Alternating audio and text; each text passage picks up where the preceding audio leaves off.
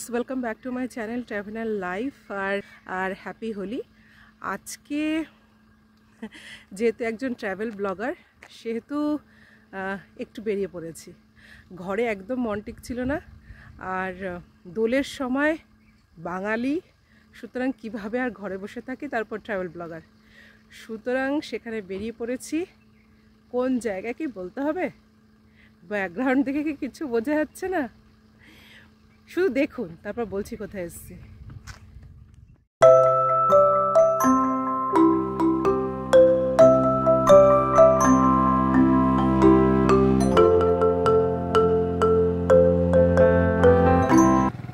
আমি আছি এখন বাঙালির সবথেকে প্রিয় জায়গা পুরুলিয়াতে। পেছনের ব্যাকগ্রাউন্ড দেখে বুঝতেই পাচ্ছেন পুরুলিয়াতে এত পলাশ ফুল রয়েছে, আর তার মাঝখানে আমি দাঁড়িয়ে আছি। মন একেবারে ভরে যাচ্ছে।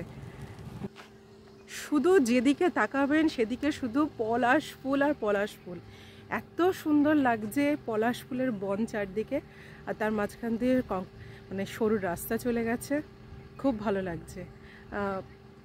এখন দোলের দিনে এরকম পলাশ ফুলের রঙের মাঝখান দিয়ে যাওয়া অসম্ভব সুন্দর লাগছে। আজকে আমরা বেরিয়ে পড়েছি অযোধ্যা পাহাড়ের জন্য। কুমারীকানন ছেড়ে এখন অযোধ্যা পাহাড়ে যাচ্ছি। ওখানে সমস্ত সাইট সিন দেখব, তো সেগুলো কভার করব। আপনারা সঙ্গে থাকুন, দেখতে থাকুন।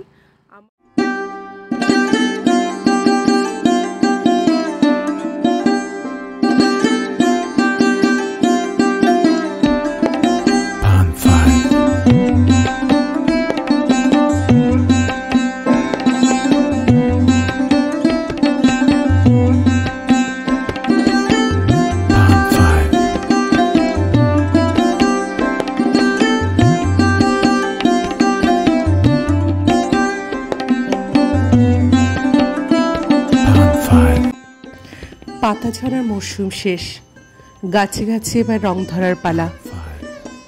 কচি সবুজ পাতা এবং রং বেরঙের ফুলে আকাশে বাতাসে নেশা ছড়াবে নানান গাছ। এর মধ্যে শিমুল, পলাশ, রডোডেনড্রন, এদের নাম না নিলেই বসন্তকাল যেন ব্যর্থ। আর পলাশেরই এক জনপ্রিয় ঠিকানা হলো পুরুলিয়া।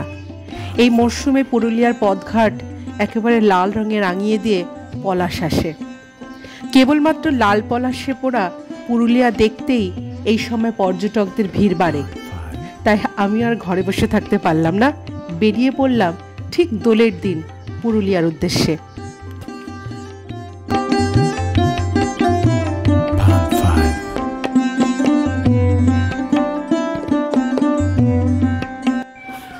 পুরুলিয়াকে যদি সম্পূর্ণ দেখতে চান তাহলে কিন্তু হাতে আপনাদের 3-4 দিন নিয়ে আসতে হবে। মানে 3 রাত 4 দিন হলে আমার মনে হয় পুরুলিয়াকে খুব ভালোভাবে আপনারা সুন্দরভাবে অনুভব করতে পারবেন।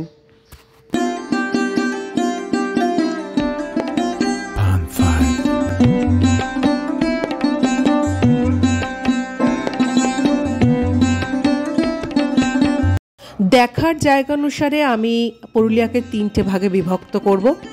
যেমন প্রথম ভাগটা হচ্ছে অযোধ্যা সার্কিট, যেটা আমরা আজকে দেখতে যাচ্ছি।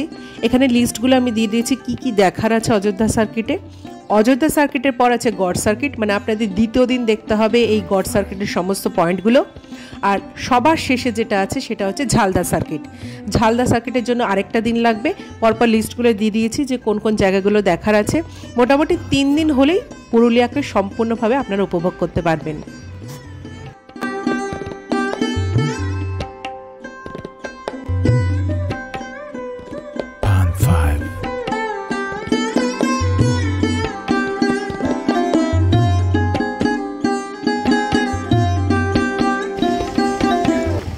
আচ্ছা, ওই যে শৃঙ্গটা দেখা যাচ্ছে, ওই যে শৃঙ্গটা, ওটা হচ্ছে অযোধ্যার সবথেকে উঁচু শৃঙ্গ, গোগরাবুরু।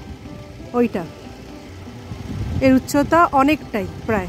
অনেকেই বলে যে গোগরাবুরু হচ্ছে অযোধ্যার সর্বোচ্চ শৃঙ্গ, কিন্তু অযোধ্যার অ্যাকচুয়াল সর্বোচ্চ শৃঙ্গের নাম হচ্ছে চামতাবুরু, যার উচ্চতা 719 মিটার। রয়েছে একটা অভ্র খাদান, এখান থেকে অভ্র তোলা হয়, মানে তোলা হতো, এখন তোলা হয় না, অনেক দিন হলো বন্ধ হয়ে গেছে। মানে ভাবুন, এখান থেকে একটা টাইমে অভ্র পাওয়া যেত, আর তুলতে তুলতে পুরো এখানে পাহাড়টা সৃষ্টি হয়ে গেছে।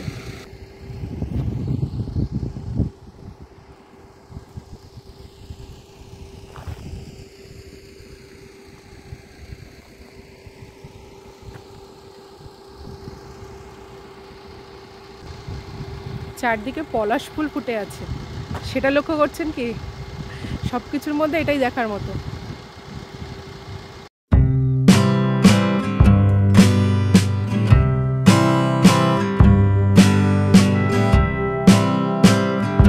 দেখুন কি সুন্দর রাস্তার ওপর দিয়ে নদী চলে গেছে, আর স্থানীয় মানুষেরা সেই নদীর জলকে কিভাবে কাজে লাগাচ্ছে।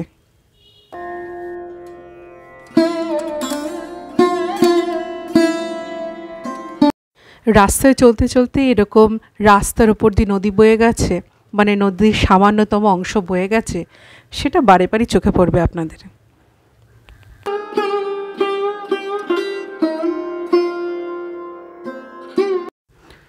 ঘন জঙ্গলে ভরা অযোধ্যা পাহাড়।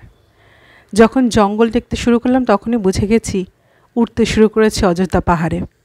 আমরা এখন যাচ্ছি অযোধ্যার একদম হিলটপে।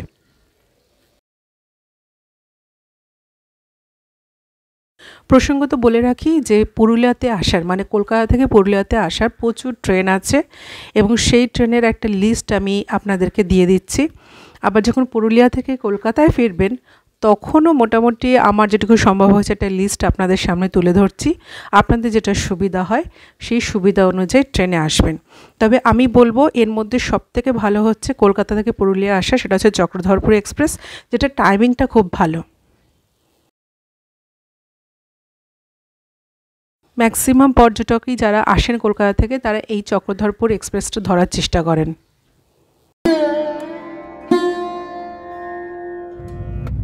হঠাৎ করে রাস্তা ঢুকে পড়ল একটা আদিবাসী গ্রামে। পরপর কি সুন্দর মাটির ঘর, একতলা দোতলা।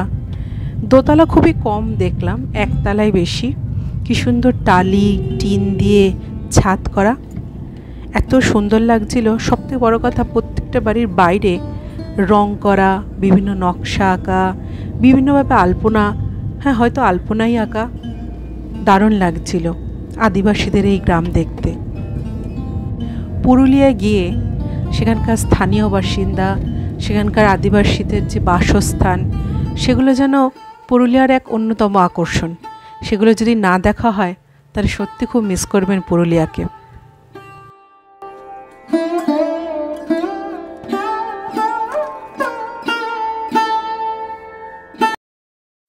আদিবাসী গ্রাম পেরিয়ে আবারও চলল আমাদের গাড়ি সেই অযোধ্যা পাহাড়ের রাস্তায়।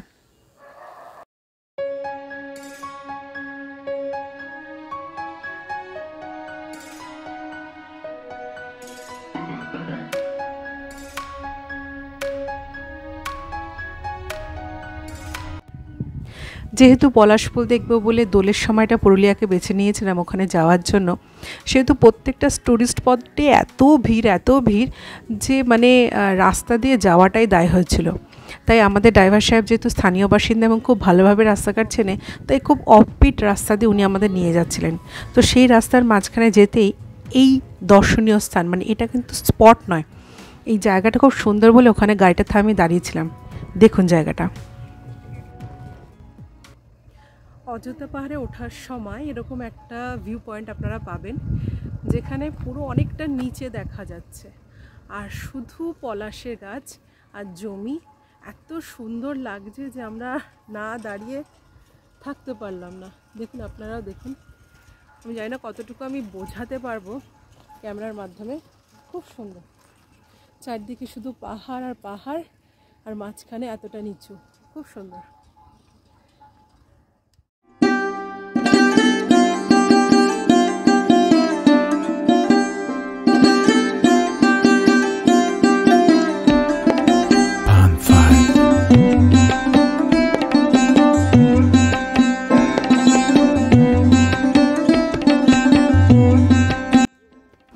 অযোধ্যা হিলটপ থেকে প্রায় 9 কিলোমিটার দূরে আমাদের আজকে প্রথম স্পট উসলডুংরি, যেখানে কয়েকটা বাড়ি মিলিয়ে তৈরি হয়েছে একটা ছোট্ট আদিবাসী গ্রাম। কি গা কি আইসক্রিম আইসক্রিম খাচ্ছ? হ্যাঁ আইসক্রিম খাচ্ছ?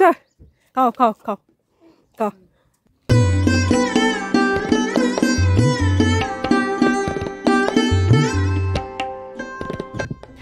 গুটি গুটি পায়ে সামনের দিকে এগোতেই দেখলাম একটা নবনির্মিত ওয়াচ টাওয়ার। দেখেই বোঝা গেল এর বয়স এমন কিছু হবে না। আস্তে আস্তে সিঁড়ি দিয়ে ওপরে উঠতে শুরু করলাম। ওপরে ওঠার পর যেটা দেখছেন, ওয়াচ টাওয়ার থেকে আপনি টুডুগোড়া, এদেলবেড়া, কালীঝর্ণা, যেসব গ্রাম পেরিয়ে সেই উসুলডুংরিতে এসেছেন সেই সব কাটাকে একসাথে দেখতে পাবেন। এখন আমরা আছি উসুলডুংরি ভিউ পয়েন্টে। এটা অযোধ্যা পাহাড়েরই রেঞ্জের মধ্যে পড়ে এবং অনেকটা উঁচুতে, প্লাস হচ্ছে আবার ওয়াচ টাওয়ার আছে। তো ওয়াচ টাওয়ারটা দেখেই মনে হচ্ছে রিসেন্ট তৈরি হয়েছে, একদমই নতুন। তো খুব সুন্দর লাগছে চারদিকে। আপনারা এখানে উঠেই একটা প্যানোরামিক ভিউ পাবেন অযোধ্যা পাহাড়ের।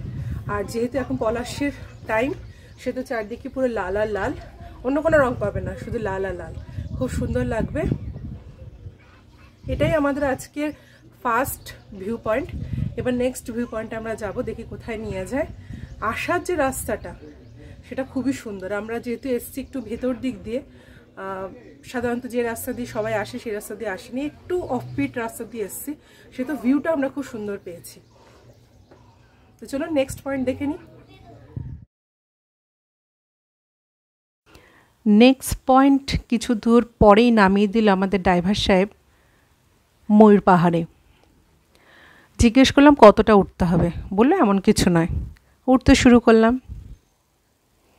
সত্যি কথা বলতে কলকাতায় যেরকম গরম আমরা অনুভব করছিলাম, পুরুলিয়াতে গিয়ে কিন্তু খুব কষ্ট হচ্ছিল না। রোদের তাপটা প্রখর ছিল, কিন্তু একটা মৃদুমন্দ বাতাস সবসময় বইছিল, তাই খুব কষ্ট হয়নি।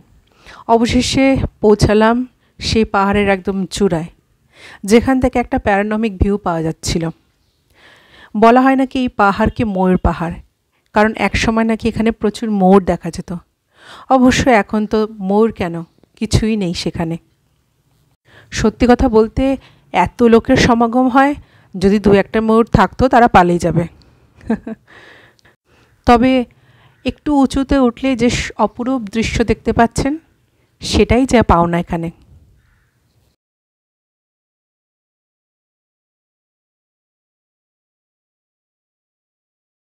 উসুলডুংরি ময়ূর পাহাড় দেখে আমরা তৃতীয় পয়েন্ট মার্বেল রক দেখতে এলাম। আসলে অযোধ্যা সার্কিটে অনেকগুলো ড্যাম আছে, আর এই ড্যামগুলোকে তৈরি করতে গেলে প্রচুর পাথর লেগেছে।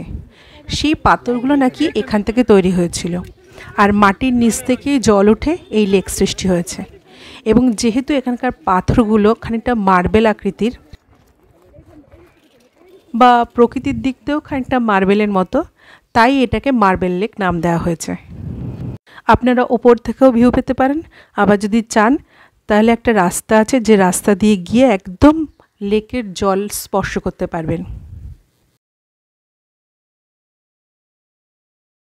আমাদের নেক্সট পয়েন্ট ছিল বামনি ফলস। অযোধ্যা হিলটপ থেকে বাঘমুন্ডির দিকে যেতে একটা নেতাজির মূর্তির মোড় আছে, ঠিক সেখান থেকে একটুখানি এগিয়ে কয়েকশো মিটার নামলেই আমরা পেয়ে যাব বামনি ফলসকে।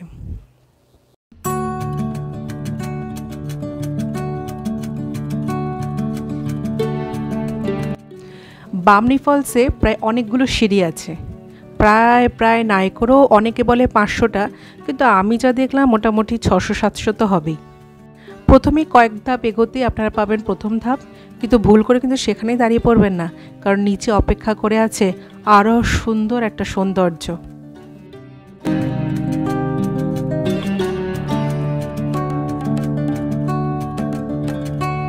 বামনি ফলসে কয়েক ধাপ নিচে নামতেই আপনারা এই সুন্দর লেকের একটা ভিউ পাবেন, যার জলের রং সম্পূর্ণ সবুজ। বামনি ফলসের জল গিয়ে জমে এই লেকটা সৃষ্টি হয়েছে। বামনি ফলসের পরের স্পটটাই ছিল আরেকটা জলপ্রপাত, আরেকটা ফলস, যার নাম তুর্গা ফলস। এবং বামনি ফলসের থেকেও সুন্দর এই তুর্গা ফলস, তবে বর্ষাকালে বেশি সুন্দর লাগে যে কোনো জলপ্রপাত দেখতে, এটা আমার মনে হয়েছে।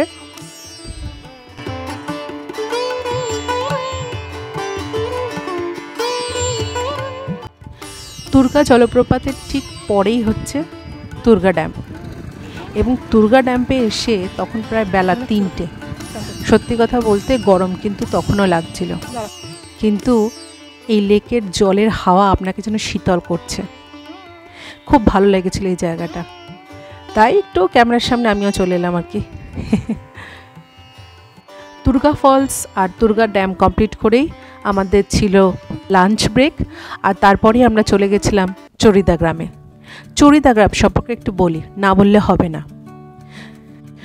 চরিদা গ্রাম হলো ভারতের পুরুলিয়া জেলায় অবস্থিত একটি ছোট্ট এবং মনোরম গ্রাম। এই গ্রামটি তার সমৃদ্ধ সাংস্কৃতিক ঐতিহ্য ও প্রাকৃতিক সৌন্দর্য এবং ঐতিহ্যবাহী হস্তশিল্পের জন্য পরিচিত। ছৌ নাচ মানে ছৌ নৃত্য হলো পুরুলিয়ার আদিবাসীদের দ্বারা পরিবেশন করা একটি বিখ্যাত লোকনৃত্য। এটি অবশ্য মার্শাল আর্টের বা মার্শাল নৃত্যের একটি ধারার অন্তর্ভুক্ত। একজন ছৌ নর্তকী বিভিন্ন ধরনের মাস্ক পরে বিভিন্ন রকমের রোল প্লে করে, যেমন কেউ রামায়ণ, কেউ মহাভারত। সেই মাস্কগুলো তৈরি হয় এই চরিদা গ্রামে, এবং চরিদা গ্রামের সব দক্ষ কারিগররা এই মাস্কগুলো তৈরি করে। চরিদা গ্রামে পা রাখতেই প্রচুর চোখে পড়বে আপনাদের এইরকম দোকান, যেখান থেকে আপনারা কিনে নিতে পারেন বিভিন্ন রকমের ঘর সাজানো এই সুন্দর সুন্দর মুখোশগুলি। ছৌ নাচ, পুরুলিয়ার ছৌ নাচ কিন্তু পৃথিবী বিখ্যাত। লাল মাটি দ্বারা বেষ্টিত এই গ্রামটি বাঘমুন্ডি থেকে প্রায় 5 কিলোমিটার দূরে অযোধ্যা পাহাড়ের পাদদেশে অবস্থিত। পুরুলিয়া জেলায় এমনি সাংস্কৃতিকভাবে খুবই ধনী। এখানে অনুষ্ঠিত চৈত্র পরবে অনুষ্ঠিত হয় এই ছৌ নাচ। ছৌ নৃত্যশিল্পীরা বেশিরভাগই আসেন এই গ্রাম থেকে। দেখুন কত দক্ষতার সাথে শিল্পীরা তাদের এই মুখোশ তৈরি করছে। জানলে অবাক হবেন, এই মুখোশগুলো কিন্তু পুরোপুরি মাটির তৈরি নয়। একটা মোটা কাগজের প্রলেপের ওপর মাটির প্রলেপ দিয়ে তার ওপর আঁকা হচ্ছে অপরূপ সুন্দর এই মুখোশগুলি। বিভিন্ন দামের মুখোশ পাওয়া যাবে, বিভিন্ন ধরনের মুখোশ পাওয়া যাবে। আপনারা চাইলে ঘরে নিয়ে এসে সেগুলো সাজিয়ে রাখতে পারেন। এখন যে দুটো মূর্তি দেখছেন দেখাচ্ছে, সেই দুটোই আমি কিনেছিলাম, কারণ অপরূপ সুন্দর লেগেছিল আমার এই দুটো মূর্তি। কারণ সম্পূর্ণ 100 টাকা থেকে দাম হয় 2000-4000 টাকারও আছে, আপনাদের মন অনুযায়ী সেগুলো কিনবেন। ছৌ নাচের বা ছৌ নৃত্যের পোশাক পরিহিত এই দুটো মূর্তি আমার দারুণ লেগেছিল, তাই কিনে নিয়েছিলাম। কিন্তু কিনবেন অবশ্যই, কারণ বহু মানুষের জীবিকা নির্বাহ হয় এই মুখোশ বিক্রি করে। প্রায় 250-র মতো পরিবার এই ছৌ নাচের মুখোশ তৈরির সাথে যুক্ত। তাদের জীবিকা নির্বাহ হয় এই টাকা থেকেই।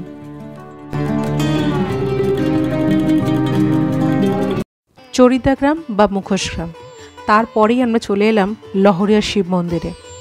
এখানে দুটো দেখার জায়গা আছে, একটা হচ্ছে লহরিয়া শিব মন্দির আর আরেকটা তার পাশে হচ্ছে ড্যাম, যেটা কেষ্টবাজার ড্যাম নামে বিখ্যাত। লহরিয়া শিব মন্দির সম্পর্কে আমার কিছু বলার আছে। সেটা হচ্ছে বাঘমুন্ডি শহর থেকে প্রায় 4 কিলোমিটার দূরে প্রকৃতির কোলে সযত্ন লালিত হলো এই লহরিয়া শিব মন্দির। ভৌগোলিক অবস্থানও কিন্তু খুব চমকপ্রদ। উত্তরে পুরুলিয়ার জলবিদ্যুৎ কেন্দ্র, পূর্বে কেচা পাহাড়, পশ্চিমে কেষ্টবাজার জলাধার। প্রায় সারা বছরই ভক্তগণ এখানে লেগে থাকে, তবে শ্রাবণ মাসে সারা মাসই এখানে বিভিন্ন ধরনের মেলা চলে। সোমবারগুলোতে খুবই ভিড় হয় অবশ্য। আর দেবতা যেহেতু খুব জাগ্রত, শুধু পুরুলিয়া নয়, পাশে ঝাড়খণ্ড থেকে অনেকে আসেন এখানে পুজো দিতে। যেহেতু পুরুলিয়াতে মকর সংক্রান্তি বা যে কোনো সংক্রান্তিতে এরা খুব নিষ্ঠা সহকারে পুজো করে, সুতরাং মকর সংক্রান্তিতে এই মন্দির চত্বরে বিশাল মেলা বসে। প্রায় সারা রাত ধরেই ছৌ নৃত্য পরিবেষ্টিত হয়। এই চত্বরেই আছে রাম মন্দির, বিষ্ণু মন্দির, কালী মন্দির, দুর্গা মন্দির। চাইলে ঘুরে নিয়ে দেখতেই পারেন।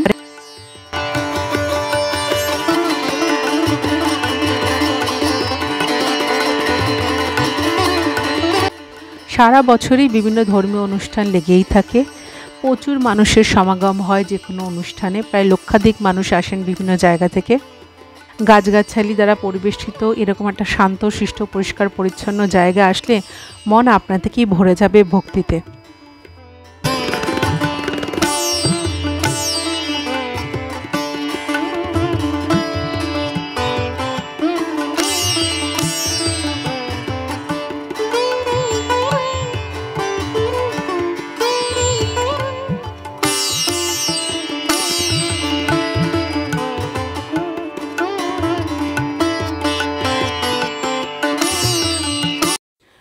লহরিয়া শিব মন্দিরের ঠিক পাশেই রয়েছে কেষ্টবাচার ড্যাম, বা যেটা অনেক সময় লহরিয়া ড্যাম নামেও বিখ্যাত। পরন্ত বিকেলে একদম সানসেট টাইমে এসেছিলাম এখানে, মন জুড়িয়ে গেছিল। দিনের একদম শেষে যে পয়েন্ট আমরা কভার করতে এসেছিলাম, লাস্ট পয়েন্ট সেটা হলো অযোধ্যা পাহাড়ের upper dam.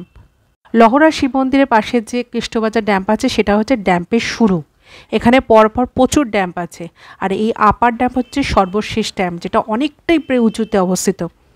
Upper dam, lower dam আর লহরিয়া শিব মন্দিরের যে ড্যাম, সেই তিনটে ড্যামই জলকে এত সুন্দরভাবে সারা বছর সঞ্চয় করে রাখা হয়। তার যে পদ্ধতি, যদি কোনো দিন দেখতে পারেন তাহলে বুঝতে পারবেন যে ইঞ্জিনিয়ারিং পদ্ধতিটা কত উন্নত হয়েছে আজকাল, সত্যি ভাবারও বাইরে।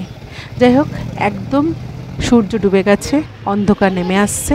প্রচুর গাড়ি সেদিনকে এসে জমেছে, কারণ পুরুলিয়াতে দোলের সময় প্রচুর পর্যটক যান, আর প্রত্যেকটা ট্যুরিস্ট স্পটে এত ভিড় যে গাড়ি একেবারে ছয়লা। যাই হোক, আমাদের তো খুব ভালো লেগেছিল। আরও কিছু পয়েন্ট কভার করেছিলাম, কিন্তু দুর্ভাগ্যবশত ভিডিও করতে পারিনি, কারণ সবসময় সব কিছু সম্ভব হয় না। আপনারা কিন্তু কোনো পয়েন্ট মিস করবেন না। যেমন একটা সীতাকুণ্ড পয়েন্ট আছে, লোয়ার ড্যামটা আমি দেখাতে পারলাম না, আপার ড্যামটাই দেখলাম। সূর্য ডুবে গেছে আর শরীরটাও ক্লান্ত, সারাদিন ধকল গেছে। তবে এই আপার ড্যামের এরকম একটা জায়গায় এসে এত সুন্দর দৃশ্য দেখে মনটা ভরে যাচ্ছিল, ক্লান্তি কোথায় যেন দূর হয়ে যাচ্ছিল। দূরে পাহাড়ে হালকা রঙের লাল আভা সূর্যের, আর তার সাথে পাহাড়ের গায়ে বিভিন্ন মিটিমিটি আলো।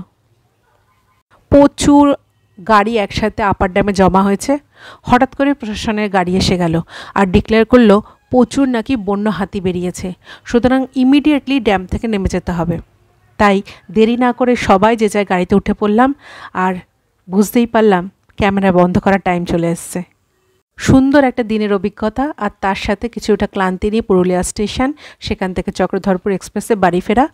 আপনারা কিন্তু কেমন লাগলো ব্লগটি, ভিডিওটি বলতে ভুলবেন না, আর কমেন্ট বক্সে কমেন্ট অবশ্যই করবেন। অযোধ্যা সার্কিটে থাকার জন্য বিভিন্ন হোটেল আর রিসর্টের একটা ডেসক্রিপশন আমি ডেসক্রিপশন বক্সে দিয়ে দিলাম, যদি প্রয়োজন হয় আপনারা ওখান থেকে দেখে নিতে পারেন। সবার শেষে অশেষ ধন্যবাদ।